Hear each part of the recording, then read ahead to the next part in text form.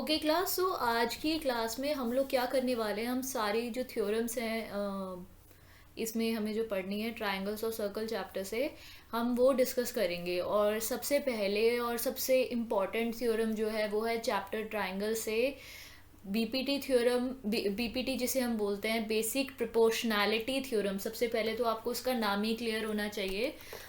Theorem का नाम है बेसिक प्रोपोर्शनैलिटी थ्योरम। अब कल मैंने एक डाउट सेशन रखा था जिसमें एक बच्चे ने मुझसे ये अपनी एक प्रॉब्लम बताई थी कि मैम ये स्टेटमेंट अगर याद ना हो, अगर बेसिक प्रोपोर्शनैलिटी थ्योरम या किसी भी थ्योरम का अगर आपको स्टेटमेंट याद ना हो तो उस केस में हम क्या अपनी लैंग्वेज में स्टेटमेंट लिख सकते हैं, क्या हम कैसे लर्न करें उसे। तो मैंने ही बोला था आपको कंसेप्ट समझ में आना चाहिए। यस, आप अपनी लैंग्वेज में भी स्टेटमेंट लिख सकते हो, but your statement should be correct. आप एक सेंटेंस को कई तरीके से बना सकते हो, लेकिन वो सेंटेंस का जो मीनिंग है ना वो सेम होना चाहिए।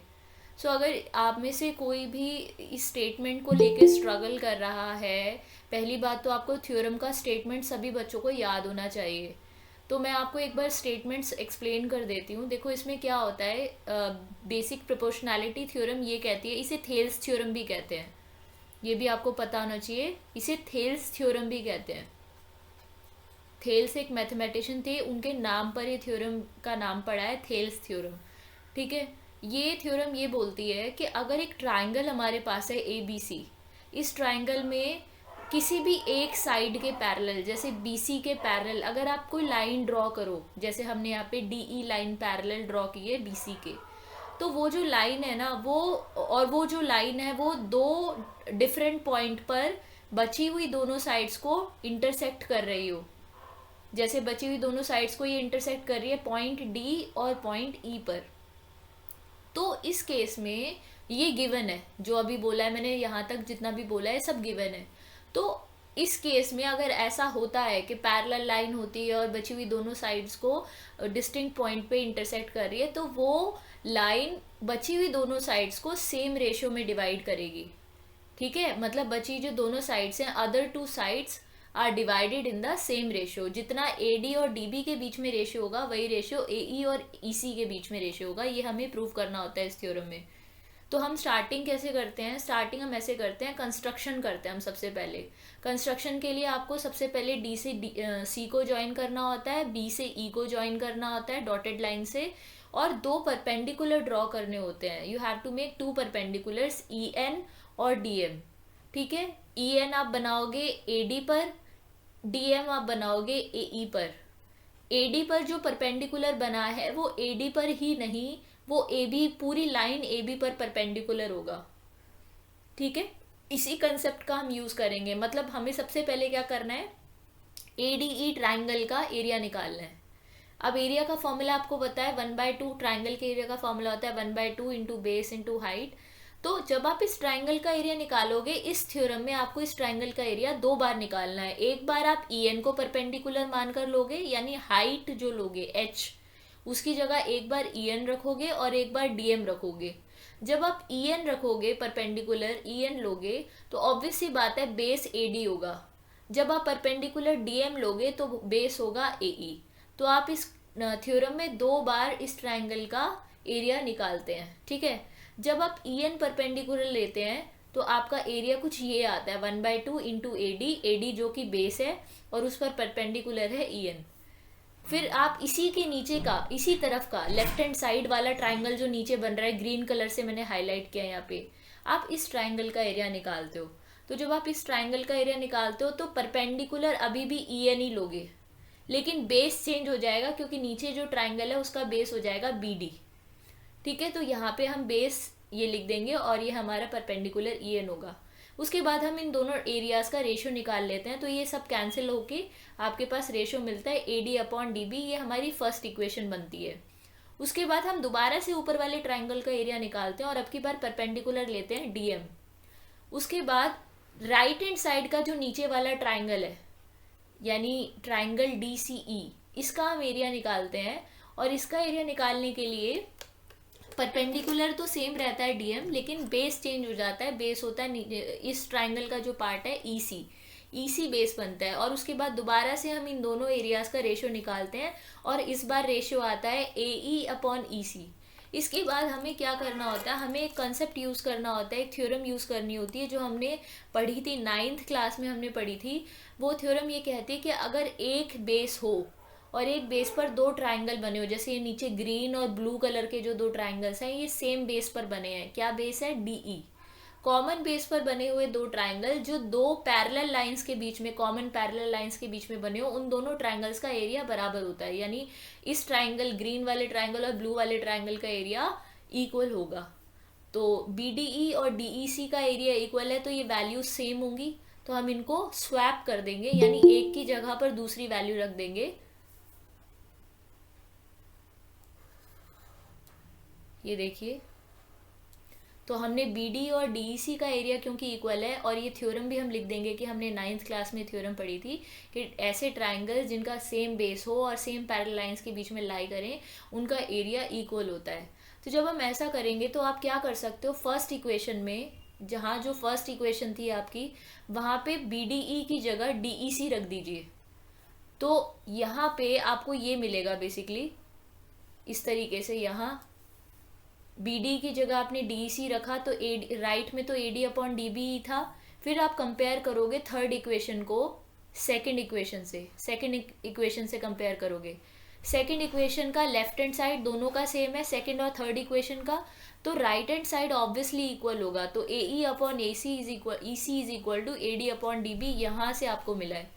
ठीक है, ये थी हमारी बेसिक प्रोपोर्शनैलिटी थ्योरम। मैंने काफ़ी शॉर्ट में आपको बता दी है, और क्योंकि हम पहले भी 2-3 बार डिस्कस कर चुका है, आई होप आपको ये समझ में आ गई होगी। अब आपको याद भी हो गया होगा आपको क्या करना है। 1-2 बार ऊपर वाले ट्राइंगल का एरिया निकालना है, अलग अलग परपेंडिकुलर्स लेके, और जिस तरफ का परपेंडिकुलर आप लेंगे उसी तरफ के नीचे वाले ट्राइंगल का एरिया निकालना है और रेशियो निकालना है। उसके बाद दोनों रेशियोज आने के बाद में आपको दोनों ट्राइंगल्स का एरिया इक्वल होगा, ये थ्योरम से इस चीज़ को लिखना है। एरिया को स्वैप करना है, यानी BDE की जगह DEC रखना है, और उसके बाद में लेफ्ट हैंड साइड, क्योंकि दोनों इक्वेशन की सेम हो गई है सेकंड और थर्ड इक्वेशन की, तो राइट हैंड साइड भी इक्वल हो जाएगी। यहाँ से हमारी BPT थ्योरम पूरी कंप्लीट होती है। बताओ बेटा, ये समझ में आया सब बच्चों को अच्छे से? थ्योरम क्लियर हो गई? Yes ma'am. गुड। डाउट तो नहीं है किसी को अभी भी? अच्छा, ये है हमारा BPT का कन्वर्स। अब हम डिस्कस करेंगे BPT का कन्वर्स। ठीक है, तो ये मैं अच्छे से डिटेल में समझाऊंगी स्टार्टिंग से। ये देखिए, हालांकि मैं पहले बता चुकी हूँ इसे शॉर्ट में, बट स्टिल मैंने उस वक्त बहुत डिटेल में डिस्कस नहीं किया था इसे। BPT के थ्योरम की जो स्टेटमेंट है वो पहले वाले थ्योरम की स्टेटमेंट की जस्ट अपोजिट है। उसमें हमें क्या दिया था, उसमें हमें दिया था कि ये लाइन BC के पैरेलल है, और प्रूव क्या करना था, प्रूव करना था कि जो बची दोनों साइड्स हैं, ये दोनों साइड्स सेम रेशियो में डिवाइड हो रही हैं। BPT के कन्वर्स में जस्ट उल्टा दिया हुआ है। आपको ये पता है, पहले से पता है कि लाइन दोनों सेम रेशियो में डिवाइड हो रही हैं, यानी रेशियो सेम है। लाइन का जो रेशियो है AD upon DB is equal to AE upon EC, ये आपको गिवन है क्वेश्चन में। और प्रूव क्या करना है, प्रूव ये करना है कि ये जो लाइन है DE, ये पैरेलल है BC के। ये डिफरेंस है दोनों स्टेटमेंट में। ठीक है, इसमें जस्ट अपोजिट प्रूव करना है आपको। ठीक है, आपको लाइन पैरेलल है ये प्रूव करना है। तो स्टेटमेंट लिख लिया सबसे पहले, तो if a line divides any two sides of a triangle in the same ratio, अगर कोई लाइन किसी ट्राइंगल की, एक ट्राइंगल है उसकी किसी, एक मिनट, एक ट्राइंगल है, एक ट्राइंगल बनाया, ठीक है, उस ट्राइंगल के किसी दो साइड्स को एक लाइन इंटरसेक्ट कर रही हो और सेम रेशियो में इंटरसेक्ट कर रही हो, तो प्रूव करो कि वो लाइन थर्ड साइड के, जिसे वो इंटरसेक्ट नहीं कर रही है, उस साइड के वो पैरेलल होगी। ये हमें प्रूव करना है, ये स्टेटमेंट है। ठीक है, तो इसकी शुरुआत कैसे होगी, थ्योरम का प्रूफ आपको कैसे करना होगा, एक तो जो स्टेटमेंट है वो लिखोगे, उसके बाद में आप यहाँ पे लिखोगे कि आप इसमें हम क्या करेंगे, एक अनदर लाइन, एक इमेजिनरी लाइन अज्यूम करेंगे, यानी एक लाइन, हम एक और लाइन बनाएंगे। तो let us assume that taking a line DE such that AD upon DB is equal to AE upon, मतलब हम क्या करते हैं यहाँ पे, लेट अस अज्यूम, जैसे आपको याद होगा हम इरेशनल वाले क्वेश्चन में शुरू में अज्यूम करते थे ना, जो हमें प्रूव करना है उसका जस्ट अपोजिट हम अज्यूम करते थे। ठीक है, तो हम यहाँ पर अज्यूम करेंगे कि डीई पैरेलल नहीं है, जिसे हमें पैरेलल प्रूव करना है वो लाइन नहीं बल्कि कोई और लाइन पैरेलल है। उसके बाद हम अपने आप को ये दिखाएं, मतलब ये प्रूव करेंगे कि जो हमने अज्यूम किया है ना वो गलत था, और एक्चुअली जो हमारी एजम्पशन थी वो गलत थी। इसका मतलब डीई डैश नहीं बल्कि ओरिजिनल लाइन जो डीई थी वही पैरेलल होगी। ये है थ्योरम का कंसेप्ट। छोटी सी थ्योरम है, बहुत छोटी सी थ्योरम है, बस आपको ध्यान रखना है स्टेप्स क्या होंगे। सबसे पहले आप अज्यूम करोगे, let us assume that DE is a line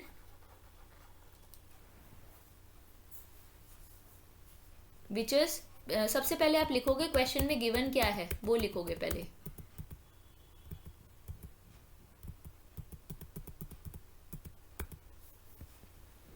there is a line given a line, एक लाइन दी हुई है डीई सच दैट, और क्या बताया हुआ है डीई के बारे में, हमें नहीं पता कि पैरेलल है या नहीं है, वो तो हमें प्रूव करना है, लेकिन हमें ये बताया हुआ है कि लाइन इन दोनों साइड्स को सेम रेशियो में डिवाइड कर रही है, मतलब A D upon D B is equal to A E upon E C. और अब हमें अज्यूम करना है, नाउ लेट्स अज्यूम दैट एक दूसरी लाइन जिसका नाम है डीई डैश, वो पैरेलल है, इज पैरेलल टू BC। ठीक है, इज पैरेलल टू BC। यहाँ पे हमें कहना चाहिए था कि DE is parallel to BC, जो हमें प्रूव करना है, लेकिन वो तो हमें प्रूव करना है ना, तो उसको तो हम कह नहीं सकते, तो इसलिए हमने कोई और लाइन अपनी तरफ से मन से मान लिया और उसको हम कह रहे हैं कि DE डैश पैरेलल है, DE डैश पैरेलल है BC के। यहाँ तक की बात सबको समझ में आई? कॉम्प्लिकेटेड तो नहीं लग रही ना? No ma'am. ठीक है, वेरी गुड, बहुत बढ़िया। ठीक है, तो हमने ये लाइन हमने ड्रॉ कर ली है इस तरीके से, डीई डैश पैरेलल बीसी के। अगर डीई डैश बीसी के पैरेलल है तो बीपीटी थ्योरम के अकॉर्डिंग अगर एक लाइन किसी साइड के पैरेलल होगी ट्रायंगल के, तो बीपीटी थ्योरम क्या कहती है? बीपीटी थ्योरम कहती है कि वो लाइन ना इक्वल पार्ट्स में डिवाइड करेगी बची हुई दोनों साइड्स को। बीपीटी थ्योरम के अकॉर्डिंग अगर ये लाइन पैरेलल है बीसी के, तो A D upon D B equal होना चाहिए A E dash upon E dash C के। ठीक है, बात आ गई समझ में? ठीक है, A E yes ma'am. Dash A E dash sorry A E dash लिखना था ना, एक minute, A E dash upon E dash C. समझ में आ रहा है? यहाँ से यहाँ तक एक रेशो पोर्शन हो गया और उससे नीचे का दूसरा पोर्शन। अब आपको क्वेश्चन में तो लेकिन कुछ और दिया हुआ है, गिवन में क्या दिया हुआ है कि A D upon D B बराबर है ए ई अपॉन ई सी के। ये क्वेश्चन में गिवन है, आपको स्टेटमेंट में दिया हुआ था पहले से, और यहाँ पे हमने अपनी अजम्पशन की वजह से यहाँ पे हमारी इक्वेशन बनी है ये। ठीक है, रीजन यहाँ पे रीजन वाई लिखा है ना, यहाँ पे वाई, इस वाई का रीजन होगा बेसिक प्रोपोर्शनैलिटी थ्योरम, या थेल्स थ्योरम भी लिख सकते हो, या बीपीटी भी लिख सकते हो शॉर्ट में, बीपीटी। ठीक है, उसको तो हम पहले प्रूव कर चुके हैं ना, वो तो अलग थ्योरम है ना, हम उसे पहले प्रूव कर चुके हैं, तो हम उसको यूज कर सकते हैं इसमें। तो ये बीपीटी के अकॉर्डिंग हो गई, लेकिन गिवन में क्या था? गिवन में ये था। तो अब यहाँ पे इसे आप इक्वेशन नंबर 1 दे सकते थे, from equation number 1, from equation number 1 we can say, देखो दोनों का लेफ्ट हैंड साइड बराबर है ना दोनों इक्वेशंस का, तो राइट भी बराबर होगा। That means A E upon E C equal होना चाहिए A E dash upon E dash C के। ठीक है, अब यहाँ पे आपको क्या क्या लग रहा है? देखो सब कुछ सेम है, ए से ए पॉइंट सेम है, सी पॉइंट सेम है, बस ई की जगह ई डैश लिखा हुआ है।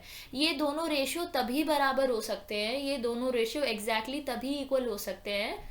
यहाँ पे y लिखा है, जो y का रीजन आप लिख दोगे फ्रॉम इक्वेशन 1 and 2। ठीक है, उसके बाद आप ये तभी इक्वल हो सकता है जब ये दोनों पॉइंट्स सेम हो, ई पॉइंट सेम हो, तो इसको और अच्छे से एक्सप्लेन करने के लिए हम क्या करेंगे, add 1 to both sides, add 1 to both sides.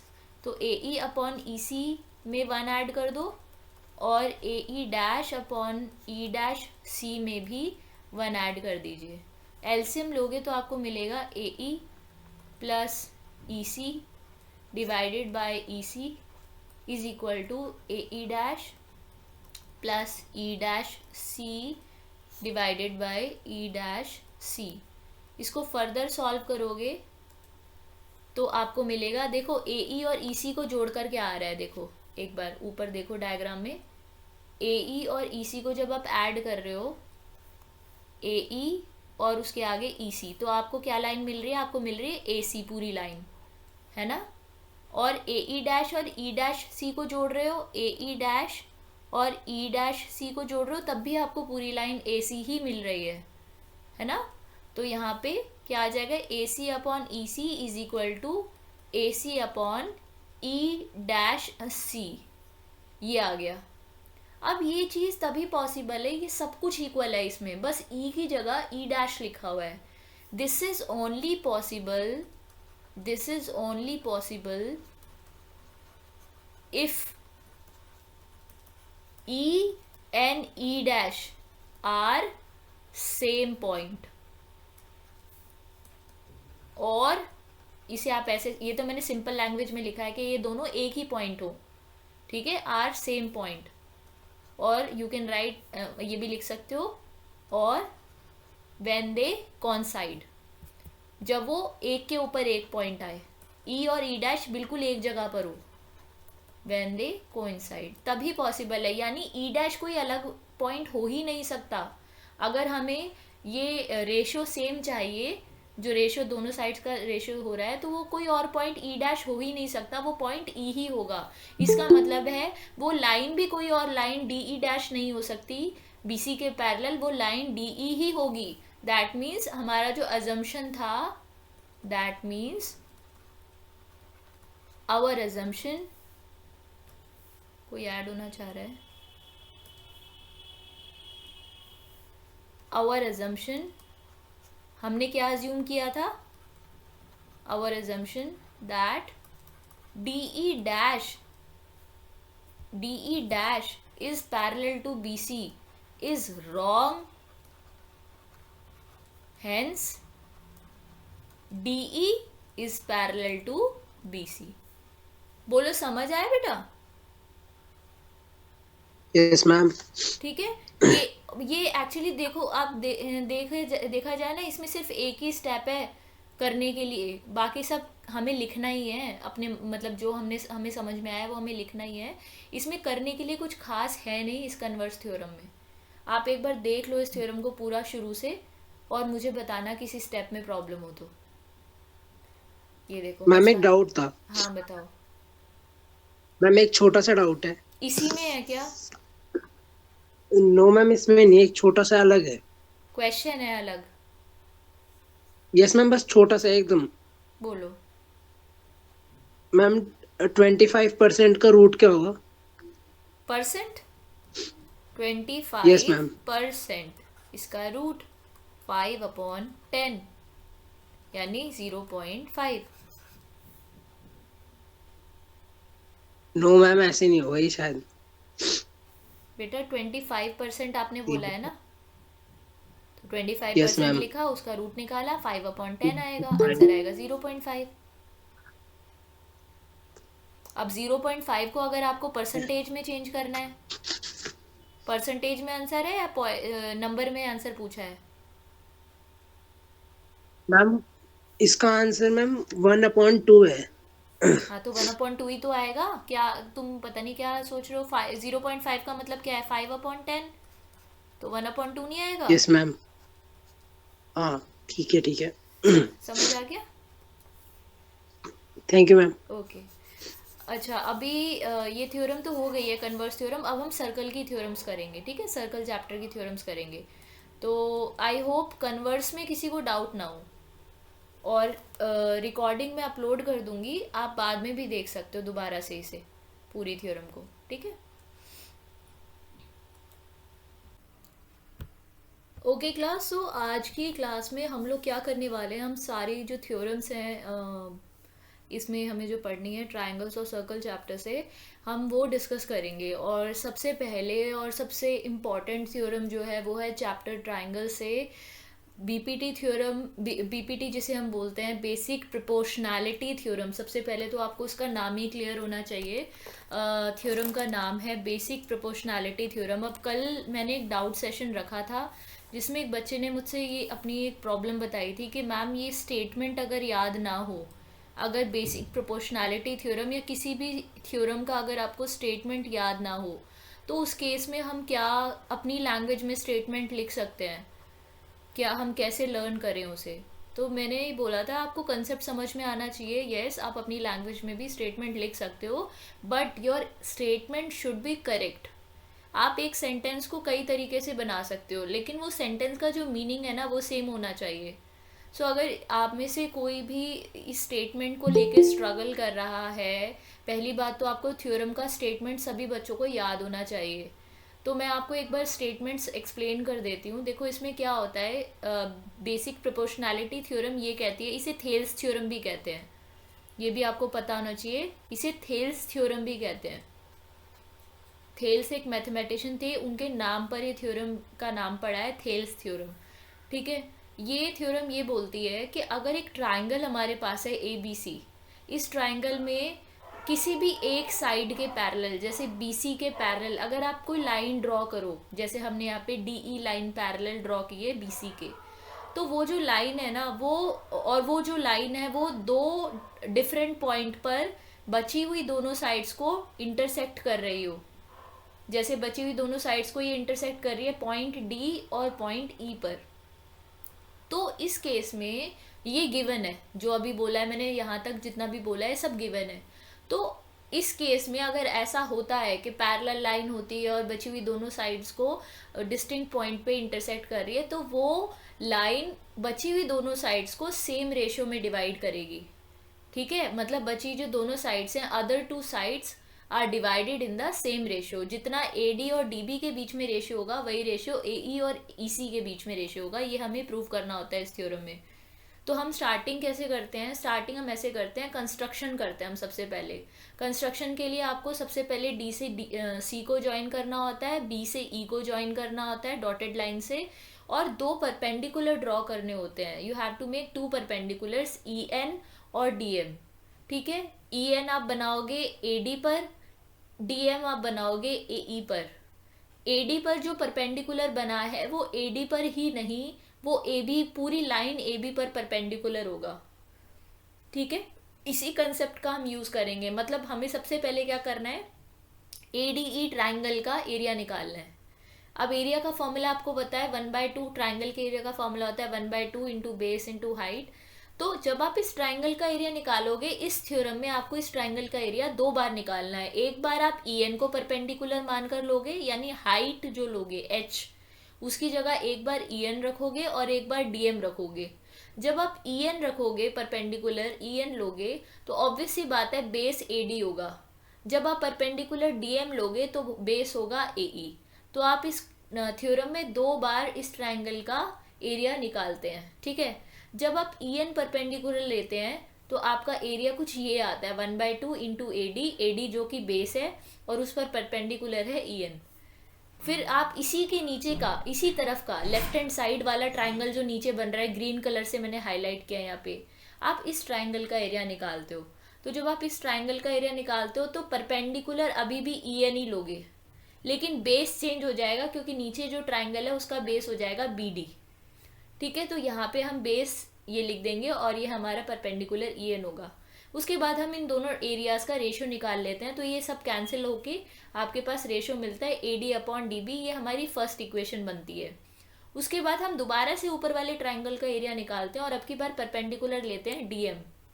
उसके बाद राइट हैंड साइड का जो नीचे वाला ट्राइंगल है, यानी ट्राइंगल डी सी ई, इसका हम एरिया निकालते हैं।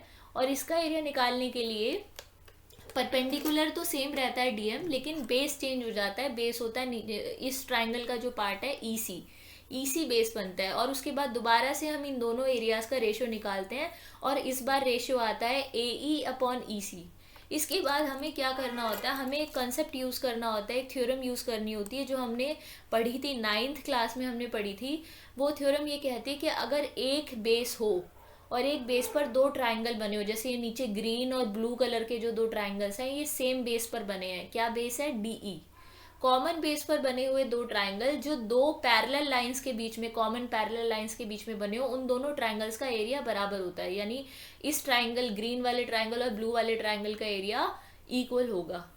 तो BDE और DEC का एरिया इक्वल है, तो ये वैल्यूज सेम होंगी, तो हम इनको स्वैप कर देंगे, यानी एक की जगह पर दूसरी वैल्यू रख देंगे। ये देखिए, तो हमने BD और DEC का एरिया क्योंकि इक्वल है, और ये थ्योरम भी हम लिख देंगे कि हमने 9th क्लास में थ्योरम पढ़ी थी कि ऐसे ट्राइंगल्स जिनका सेम बेस हो और सेम पैरेलल लाइंस के बीच में लाई करें, उनका एरिया इक्वल होता है। तो जब हम ऐसा करेंगे तो आप क्या कर सकते हो, फर्स्ट इक्वेशन में, जहाँ जो फर्स्ट इक्वेशन थी आपकी, वहाँ पे BDE की जगह DEC रख दीजिए। तो यहाँ पे आपको ये मिलेगा बेसिकली इस तरीके से, यहाँ BD की जगह आपने DEC रखा, तो राइट में तो AD अपॉन DB ही था। फिर आप कंपेयर करोगे थर्ड इक्वेशन को सेकंड इक्वेशन से कंपेयर करोगे। सेकंड इक्वेशन का लेफ्ट हैंड साइड दोनों का सेम है, सेकंड और थर्ड इक्वेशन का, तो right hand side obviously equal होगा। तो AE upon AC is equal, EC is equal to AD upon DB, यहाँ से आपको मिला है।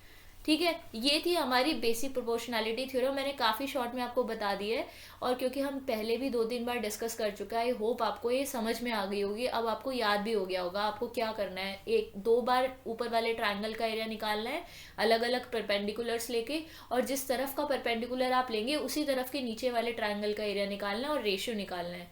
उसके बाद दोनों रेशियोज आने के बाद में आपको दोनों ट्राइंगल्स का एरिया इक्वल होगा, ये थ्योरम से इस चीज़ को लिखना है।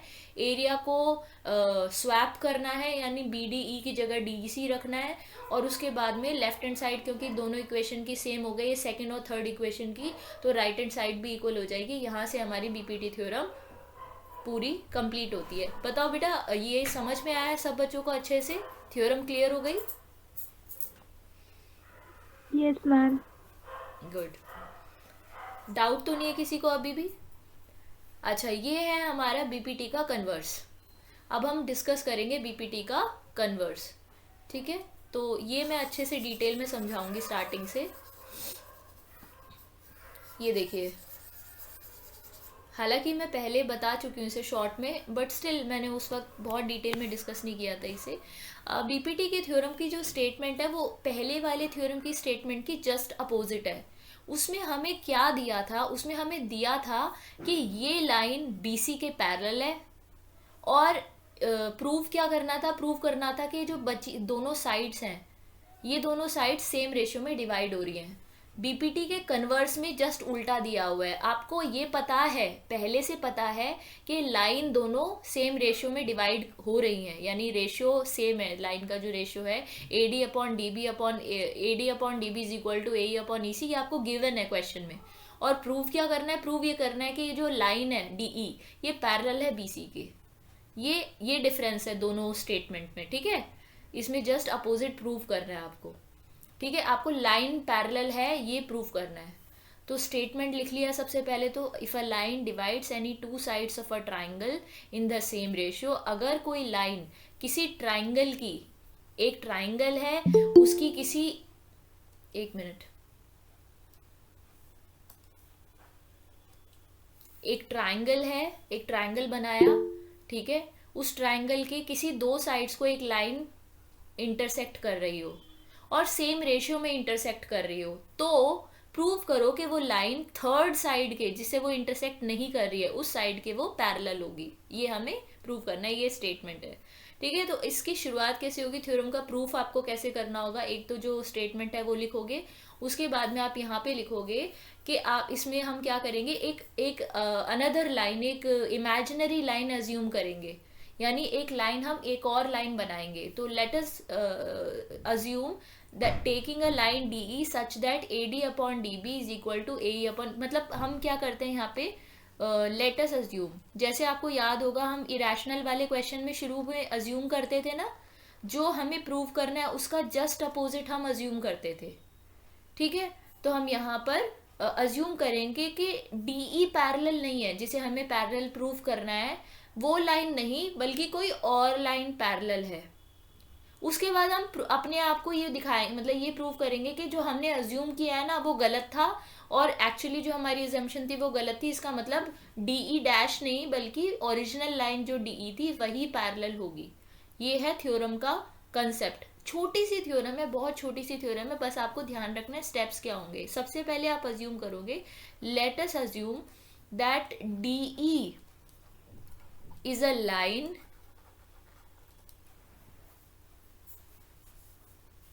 विच इज, सबसे पहले आप लिखोगे क्वेश्चन में गिवन क्या है वो लिखोगे पहले।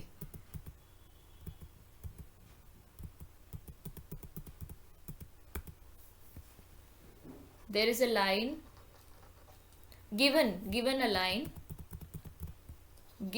लाइन, एक लाइन दी हुई है डीई सच दैट, और क्या बताया हुआ है डीई के बारे में, हमें नहीं पता कि पैरेलल है या नहीं है, वो तो हमें प्रूव करना है, लेकिन हमें ये बताया हुआ है कि लाइन इन दोनों साइड्स को सेम रेशियो में डिवाइड कर रही है, मतलब A D upon D B is equal to A E upon E C. और अब हमें अज्यूम करना है, नाउ लेट्स अज्यूम दैट एक दूसरी लाइन जिसका नाम है डीई डैश, वो पैरेलल है, is parallel to B C. ठीक है, is parallel to B C. यहाँ पे हमें कहना चाहिए था कि DE is parallel to B C, जो हमें प्रूव करना है, लेकिन वो तो हमें प्रूव करना है ना, तो उसको तो हम कह नहीं सकते, तो इसलिए हमने कोई और लाइन अपनी तरफ से मन से मान लिया, और उसको हम कह रहे हैं कि डीई डैश पैरेलल है, डीई डैश पैरेलल है बीसी के। यहाँ तक की बात सबको समझ में आई? कॉम्प्लिकेटेड तो नहीं लग रही ना? No ma'am. ठीक है, वेरी गुड, बहुत बढ़िया।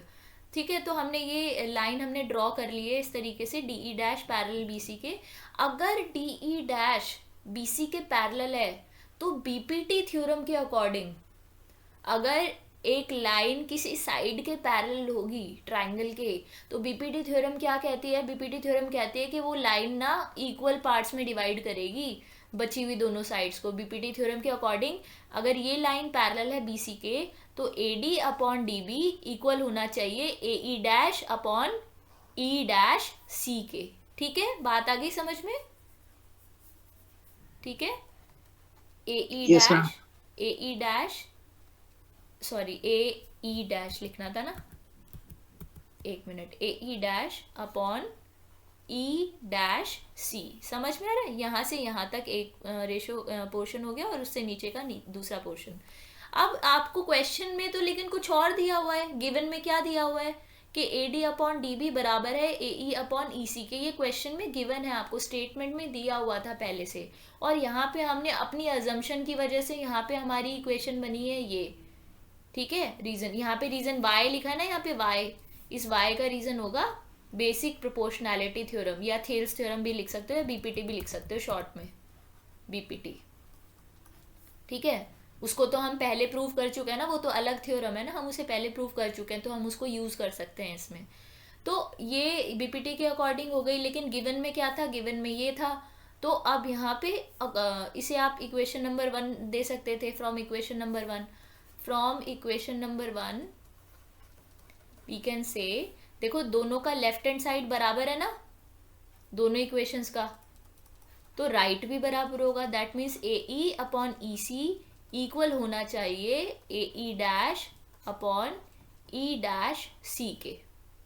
ठीक है, अब यहाँ पे आपको क्या क्या लग रहा है? देखो सब कुछ सेम है, ए से ए पॉइंट सेम है, सी पॉइंट सेम है, बस ई की जगह ई डैश लिखा हुआ है। ये दोनों रेशियो तभी बराबर हो सकते हैं, ये दोनों रेशियो एग्जैक्टली तभी इक्वल हो सकते हैं। यहाँ पे y लिखा है, जो y का रीजन आप लिख दोगे फ्रॉम इक्वेशन 1 and 2।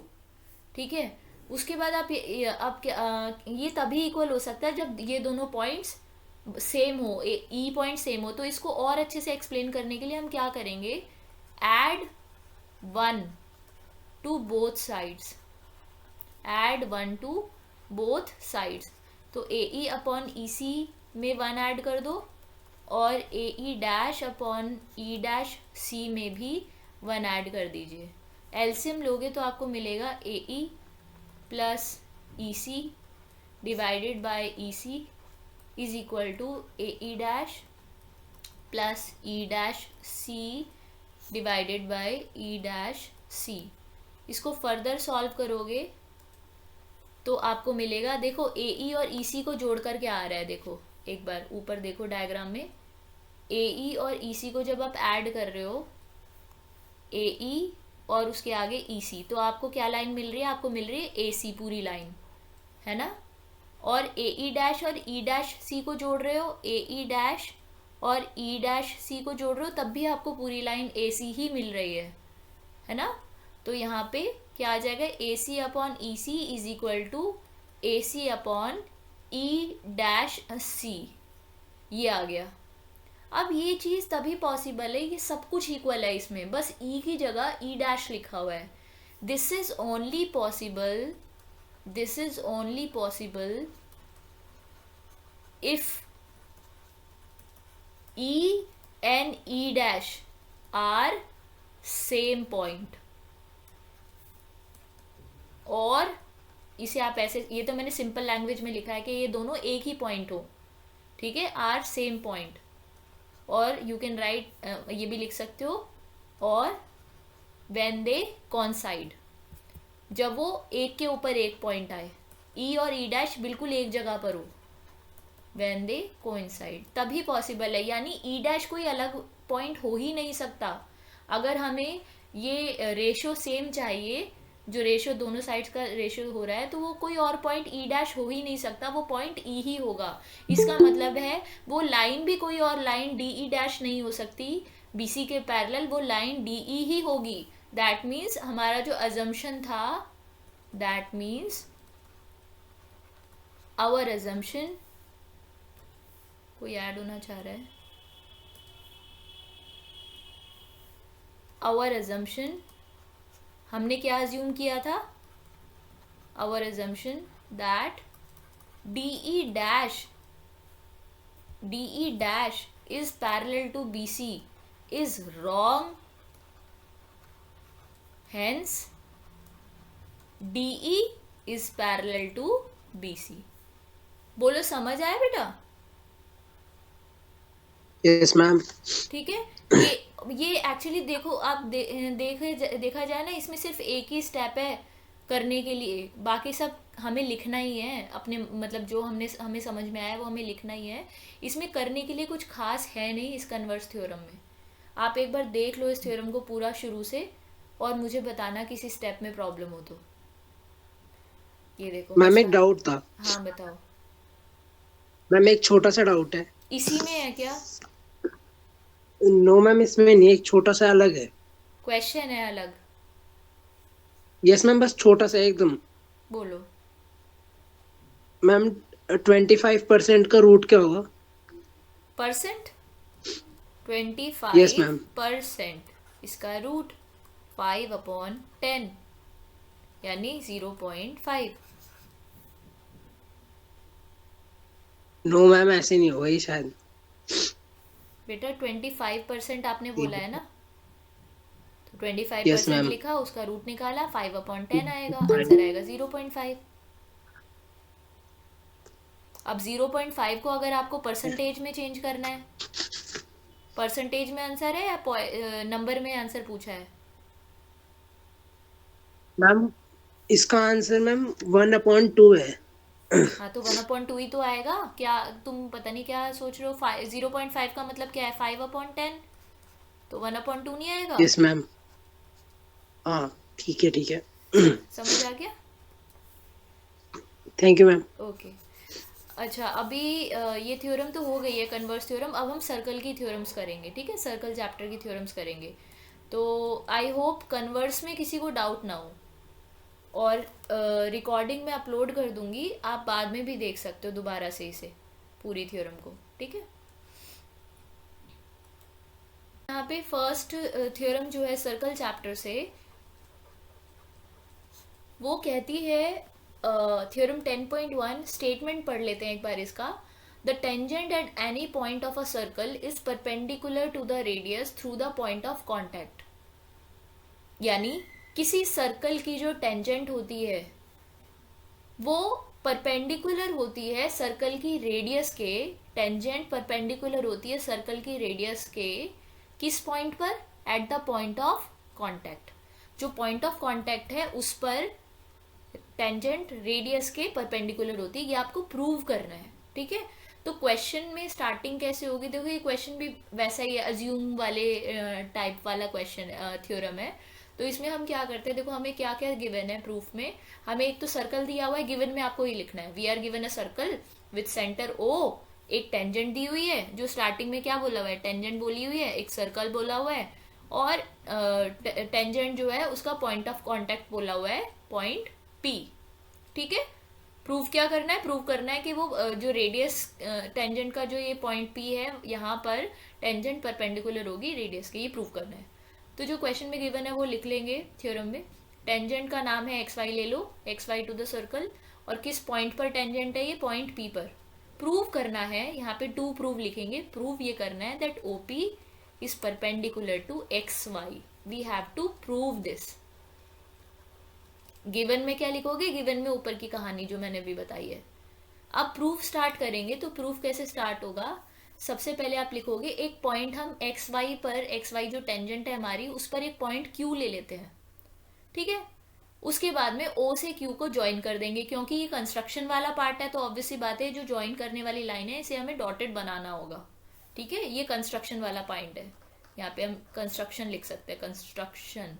तो take a point Q on X Y other than P, P के अलावा कहीं भी कोई पॉइंट ले लो, यहाँ पे भी ले सकते हो आप, ये क्यू पॉइंट यहाँ भी ले सकते हो, यहाँ भी ले सकते हो, यहाँ भी ले सकते हो, कहीं पर भी ले सकते हो क्यू पॉइंट, ठीक है। उसके बाद आप ओ से क्यू को ज्वाइन कर दो। अब आपको क्वेश्चन में क्या कहा है इन्होंने, आगे देखो प्रूफ में हम क्या लिखेंगे, हम लिखेंगे यहाँ पे the point Q must lie outside the circle.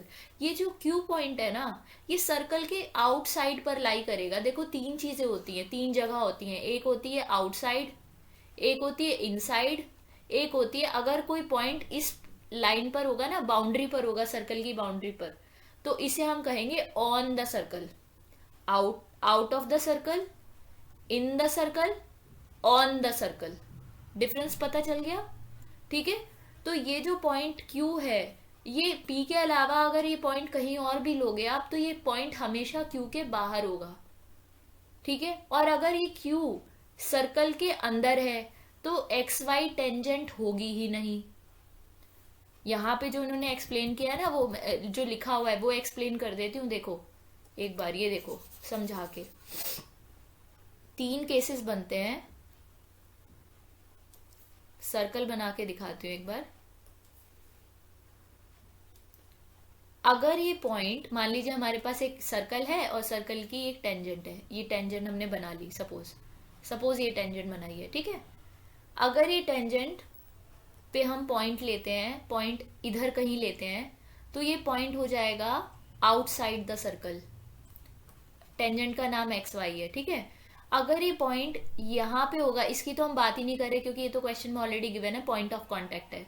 इसके अलावा अगर पॉइंट कहीं और लेते हैं, अगर ये पॉइंट हम क्यू पॉइंट इनसाइड लेते, यानी टेंजेंट फिर टेंजेंट ना होकर के क्या होती, देखो अगर ये इसको तुम लाइन को उठाओ, ये देखो लाइन को उठाइए यहाँ से और क्यू पॉइंट को अंदर ले जाइए। ये जो क्यू पॉइंट था ये ऑब्वियसली बात है ये भी यहाँ चला जाएगा क्योंकि ये एक्स वाई लाइन पर पॉइंट था। तो क्यू पॉइंट कहाँ आ गया, इनसाइड द सर्कल आ गया। तो अब ये टेंजेंट रही नहीं है। इस तरह की लाइन को हम क्या कहते हैं, आपको मैंने पढ़ाया था ना चैप्टर जब स्टार्ट कराया था, इस तरह की लाइन को हम कहते हैं सेकेंड, ठीक है, समझ आया। तो जो इन्होंने यहाँ पर लिखा है ना, ये क्या लिखा है देखो, the point Q must lie outside the circle, if q lies inside the circle xy will become a secant and not a tangent to the circle.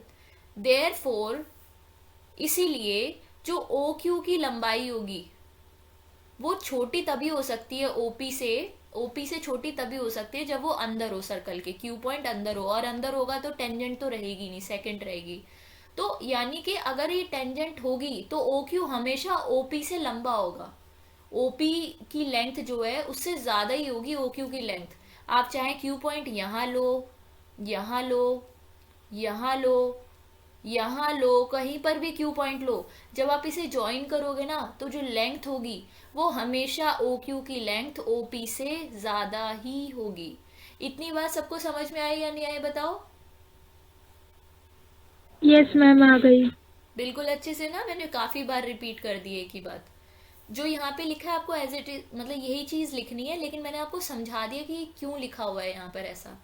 ठीक है, इसके बाद में अब क्योंकि ऐसा ये ओ क्यू जो है ये ओपी से हमेशा बड़ा है, हर पॉइंट के लिए बड़ा है, पी के अलावा जो पी की जो पोजीशन है उसके अलावा हर पोजीशन के लिए ओ क्यू बड़ा है। That's why OP is the shortest. OP का जो डिस्टेंस है, ओ से पी का जो डिस्टेंस है वो सबसे छोटा डिस्टेंस है, शॉर्टेस्ट डिस्टेंस है। और आपने पढ़ा है हम किसी पॉइंट से किसी दूसरे पॉइंट का जब हम डिस्टेंस निकालते हैं तो वो डिस्टेंस, सबसे छोटा डिस्टेंस तब होता है जब वो लाइन एक परपेंडिकुलर लाइन होती है। ठीक है, shortest of all the distance. तो ओपी क्योंकि शॉर्टेस्ट डिस्टेंस है एक्स वाई पर, इसका मतलब है कि ओपी जो है वो एक्स वाई के परपेंडिकुलर होगा। That's it. इसमें ना कुछ ऐसी इक्वेशन वगैरह बनाने वाली थ्योरम नहीं है, इसमें सिर्फ स्टेटमेंट ही लिखने हैं आपको। तो यही था थ्योरम में, दैट्स इट। मैंने इसी बुक वाली लैंग्वेज में ही समझा दिया आपको ये चीज, ताकि आपको अलग से फिर कुछ नया ना याद करना पड़े। आप इसी लैंग्वेज को लिख सकते हो एज इट इज। और पॉइंट मैंने बता दिया आपको कि ये चीज यहाँ पर क्यों लिखी है। क्लियर है ना सबको? कौन एडमिट हो रहा है? तनिष्क। ठीक है, ये थ्योरम समझ आ गई? रिपीट करनी है बताओ।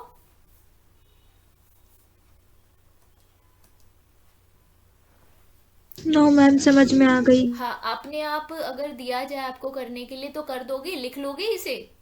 देखो मैं बता देती हूँ, अगर मैं होंगी ना आपकी जगह तो मैं कैसे लिखूंगी देखो थ्योरम को। तो सबसे पहले तो मैं ये लिखूंगी, टू प्रूव ये करना है। उसके बाद मैं क्या करूंगी, कंस्ट्रक्शन वाला पॉइंट लिखूंगी। तो कंस्ट्रक्शन में मैं क्या लिखूंगी, take a point Q on X Y, ठीक है, एंड ज्वाइन, उसके बाद ज्वाइन करना है ओ क्यू को। उसके बाद में आपको अब यहाँ पे एक्सप्लेन करना है कि ओ क्यू लंबा क्यों है पी से। तो the point Q must lie outside the circle. if it lies inside the circle, अगर Q अंदर होगा सर्कल के, then OQ, एक minute, then XY will be a second बन जाएगी वो, will be a second and not a tangent. तो tangent रहेगी नहीं एक्स वाई। तो ये वाला केस तो हम नील कर देंगे, इनसाइड द सर्कल वाला तो नील कर देंगे, मतलब बाहर ही होगा पॉइंट जहां पर भी होगा। ठीक है, तो देयरफॉर यहां से हमें पता चला कि ओ क्यू हमेशा ओपी से बड़ा होगा, और ये सारे पॉइंट्स के लिए होगा। O Q is greater than OP for all the points on X Y except P के अलावा। ठीक है, इसलिए OP is the shortest distance from O. OP is the shortest distance from O point से। ठीक है, so OP is perpendicular to xy, hence proved। ये है थ्योरम का प्रूफ जो है लिखने का तरीका। समझ आया सबको? याद भी हो गया होगा ना अब तो? इजी है। चलो यस अब, मैम। हाँ अब थ्योरम 10.2 देख लेते हैं एक बार। ये अच्छी है ये, और ये तुम्हें बहुत जल्दी से मतलब तुम्हें मजा भी आएगा इसे प्रूव करने में, और इसके चांसेस भी ज्यादा होते हैं आने के। इस वाली थ्योरम के इस पे बेस्ड क्वेश्चन भी बहुत बार पूछे जाते हैं, क्योंकि इंटरेस्टिंग है काफी थ्योरम। देखो इसमें क्या कहा है, थ्योरम 10.2 ये कहती है कि अगर हमारे पास कोई सर्कल है, मैं आपको डायग्राम बना के समझा देती हूँ। अगर हमारे पास कोई सर्कल है, सर्कल का कोई सेंटर है, सेंटर ओ, इस सर्कल पे किसी बाहर कहीं पर भी कोई पॉइंट ले लो आप, मैं कोई पॉइंट ले लेती हूँ, सपोज पी पॉइंट ले लेती हूँ। इस पी पॉइंट से अगर आप इस सर्कल पे टेंजेंट ड्रॉ करोगे, पहले तो मुझे बता दो एक पॉइंट से एक सर्कल पे कितनी टेंजेंट ड्रॉ की जा सकती हैं? Ma'am infinite. नहीं बेटा, नहीं। एक सर्कल पे एक वन। पॉइंट से मैक्सिमम, मैम टू। मैक्सिमम बोलो, दो टेंजेंट ड्रॉ कर सकते हो आप, दो। ठीक है, इनफाइनाइटी तो ये हो गया कि एक सर्कल पे टेंजेंट कितनी बन सकती है टोटल, पर एक पॉइंट से अगर आप ड्रॉ करोगे ना तो दो टेंजेंट मैक्सिमम ड्रॉ कर सकते हो। बोलो समझ आया?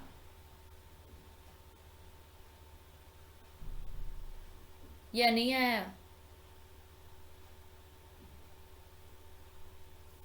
टू मैम आ गया। ये चैप्टर में पढ़ा था हमने, भूल गए तुम लोग? तो दो टेंजेंट ड्रॉ कर लेते हैं। एक टेंजेंट ये हो गई और दूसरी टेंजेंट हो गई ये। ठीक है, या कलर अलग ले लो, चलो ब्लू कलर से ले लो दूसरी वाली टेंजेंट।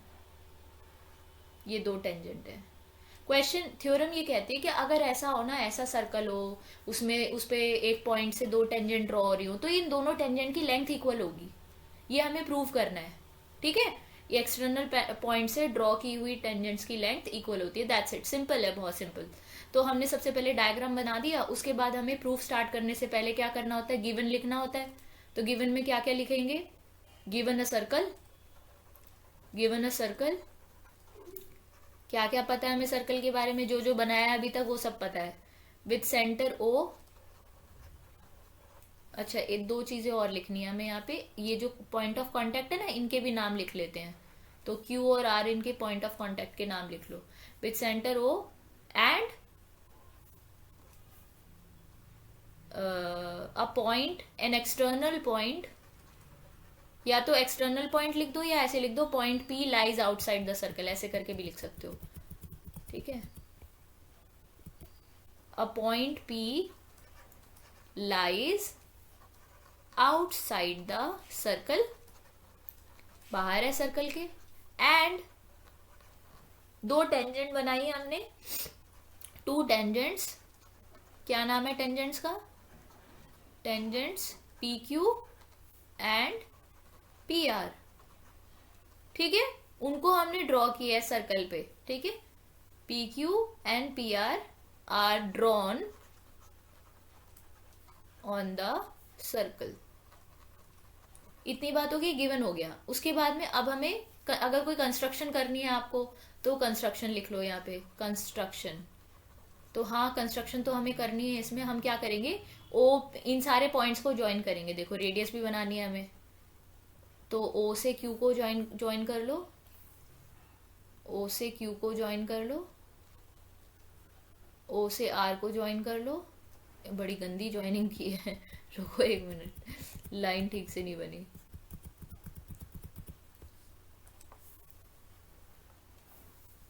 ओ से क्यू को ज्वाइन कर लीजिए। ठीक है, ओ से आर को ज्वाइन कर लीजिए, और ओ से पी को भी ज्वाइन कर लीजिए। ठीक है, ओके। तो कंस्ट्रक्शन में जो हमने अभी किया है ना, उसी को लिख लेंगे हम यहाँ पे, join O P, O Q, O Q, O R and O P. ठीक है, इसके बाद में क्या करना है, नेक्स्ट स्टेप क्या होता है बताओ? कंस्ट्रक्शन के बाद क्या करते हैं? प्रूफ, प्रूफ स्टार्ट करते हैं।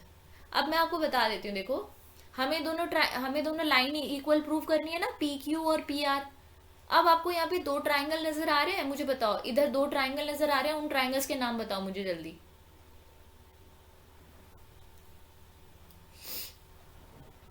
जल्दी बोलो मैम जल्दी। Triangle P Q O. P, हाँ, triangle Contact. PQO and triangle, PRO. Very good, PRO, शाबाश। तो इन ट्राइंगल, इन दोनों ट्राइंगल्स को लेंगे और अब हम इन दोनों ट्राइंगल्स को कॉन्ग्रेंट प्रूव करेंगे। कर सकते हो आप लोग प्रूव? सबको आता है कॉन्ग्रेंट प्रूव करना?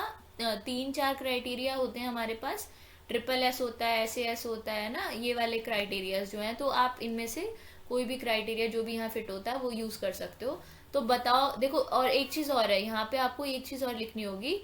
एंगल, जो ये वाला एंगल है ना, दिस एंगल, ये 90 डिग्री होगा। कौन बच्चा बताएगा मुझे कि एंगल 90 डिग्री क्यों होगा? वाई? ये वाले एंगल 90 डिग्री होंगे,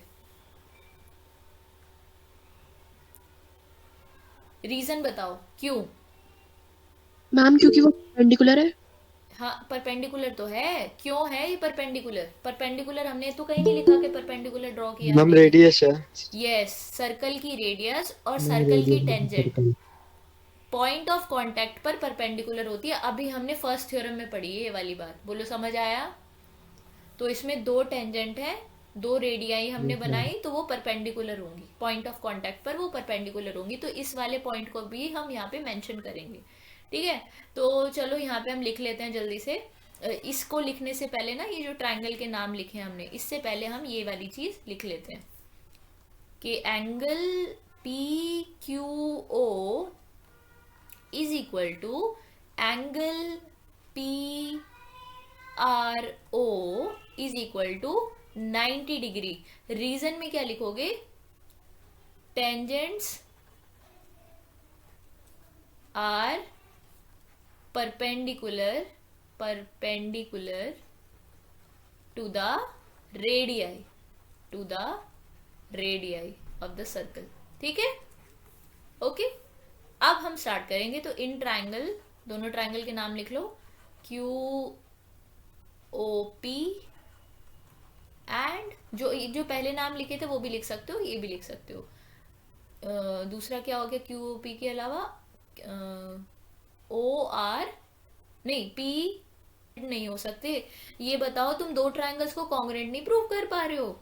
ये साइड कॉमन है, और जबकि कितना सिंपल है, ये साइड कॉमन है बीच की, दोनों ट्राइंगल्स में एक एंगल बराबर हो गया। और ये नहीं पता OQ और OR दोनों रेडियस हैं, बराबर नहीं होंगी, एक ही सर्कल की रेडियस है, radii of the same circle. हाँ, अब देखो यहाँ पे आप ये, क्योंकि राइट एंगल ट्राइंगल है दोनों के दोनों, बेस दोनों का बराबर है, राइट एंगल बना हुआ है, RHS वाला रूल लगाएंगे। RHS रूल क्या कहता है? राइट एंगल हाइपोटेनियस, हाइपोटेनियस कौन सी वाली साइड है? हाइपोटेनियस ये OP भी बराबर था दोनों का। तो राइट एंगल भी है, हाइपोटेनियस भी बराबर है, और एक एक साइड भी बराबर है दोनों ट्राइंगल की। तो ये दोनों ट्राइंगल्स कॉन्ग्रेंट हो जाएंगे यूजिंग RHS। तो ट्राइंगल QOP कॉन्ग्रेंट होगा ट्राइंगल ROP के। रीजन लिखोगे RHS का मतलब होता है राइट एंगल हाइपोटेनियस साइड।